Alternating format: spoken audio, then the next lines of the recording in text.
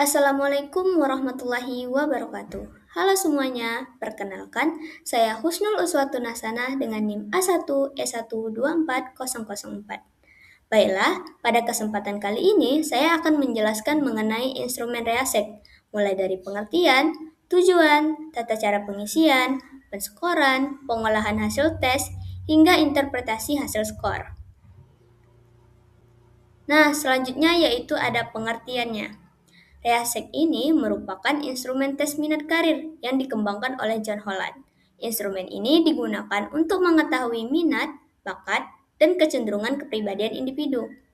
Melalui instrumen ini, peserta didik dapat memahami potensi dirinya, sehingga dapat menentukan pilihan pendidikan maupun karir yang sesuai. Nah, tujuan reasek ini adalah membantu peserta didik mengenali minat dan bakat yang dimiliki. Terus, tes ini juga membantu peserta didik dalam menentukan jurusan pendidikan dan bidang pekerjaan yang sesuai dengan karakteristik dirinya. Selanjutnya yaitu ada tata cara pengisiannya.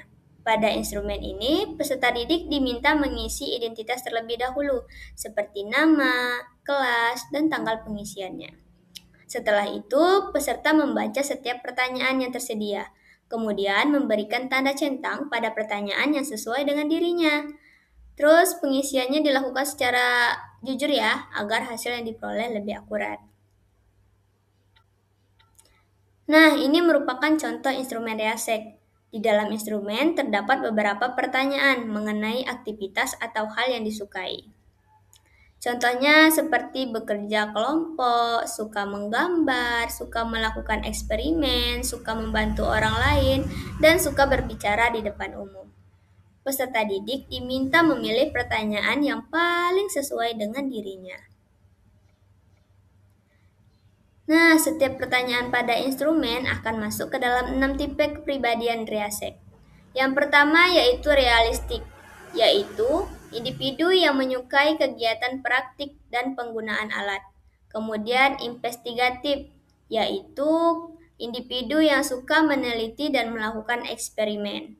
Yang ketiga, artistik, merupakan individu yang kreatif dan menyukai seni. Terus yang keempat, sosial, yaitu individu yang suka membantu bekerja sama dengan orang lain. Yang kelima ada enterprising, merupakan individu yang suka memimpin dan berbicara di depan umum. Yang terakhir yaitu konvensional, yaitu individu yang teliti dan menyukai keteraturan.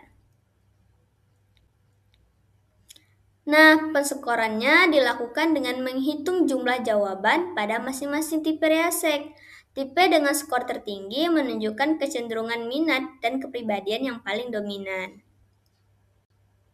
Setelah proses penskoran selesai, hasil skor setiap tipe dibandingkan dengan mengetahui kecenderungan minat peserta didik.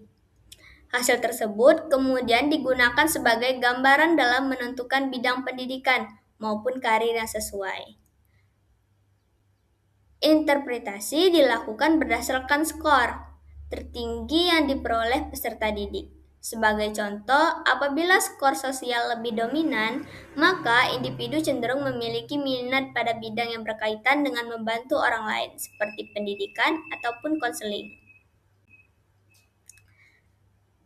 Namun, hasil tes reasek ini tidak dapat dijadikan satu-satu dasar dalam menentukan pilihan karir, karena minat seseorang dapat berubah sesuai pengalaman dan lingkungannya. Nah, melalui instrumen reasek ini, peserta didik dapat lebih memahami minat, bakat, dan potensi dirinya.